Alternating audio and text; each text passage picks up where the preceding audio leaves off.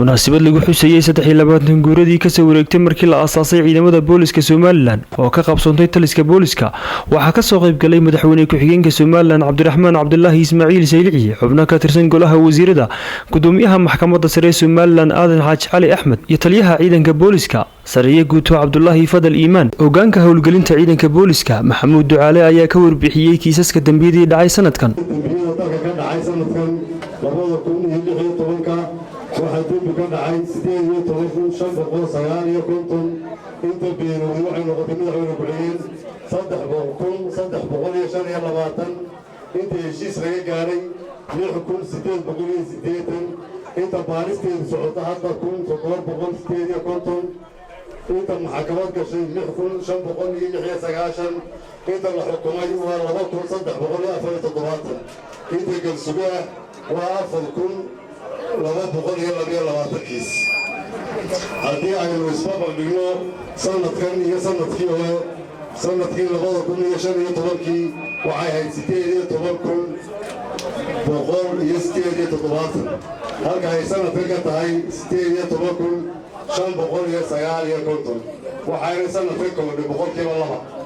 taliyaha ciidanka booliska Soomaaliland Sariye Guuto Cabdullaahi Fadal Iimaan ayaa sheegay in ciidamada boolisku ay horumar ku talaabsadeen isla markaana ay kaalin muhiim ah kaga jiraan sugidda ammaanka xagga awoodda guud xirfadaha gaarka gaadiidka qalabka taasoo ay soo tahay siyaasadda uu dalka ku hogaaminayo madaxweynaha qaranka Jamhuuriyadda Soomaaliland Mudane Axmed Maxamed Maxamuud Silaayo iyadoo ciidanka booliska haya habeen heegan buuxa u yahay gudashada waajibaadkiisa qaran ee dastuuriga ah oo lafdhabar u tahay ilaalinta nabadgelyada qaranka iyo bulshada nabadgelyada guud dalku way degan tahay aniguna haddaan ahay wasiirkii ku-xigeenkii arrimaha gudaha waxaan hambalyo u tirayaa meel kasta ay joogaan ciidanka booliiska qaranka iyo xaasaskooda waxaan leeyahay hambalyo madaxweyne ku-xigeenka Soomaaliland Cabdiraxmaan Cabdullaahi Ismaaciil Saylici ayaa ciidamada booliska ku bogaadiyay u dabaaldegida sanad guuradan 23aad dhammaan booliska Soomaaliland waxaa la hambalyo meel kasta joogaan caruurtooda haweenkooda sanadkiisa Ilaahay noo gaarsiiyo bashbash iyo barwaaqo iyo caafimaad ciidanka booliska Soomaaliland waa lafdhabarta dalka sababtoo ah dal hadduu kala dambayn iyo sharci lagu kala dambeeyo loo dhar hadduu jirin horumar ma gaadho waxa uu qabsan karaana ma jiro waxa weeye maanta quruxda iyo nabadda aan ku jiifno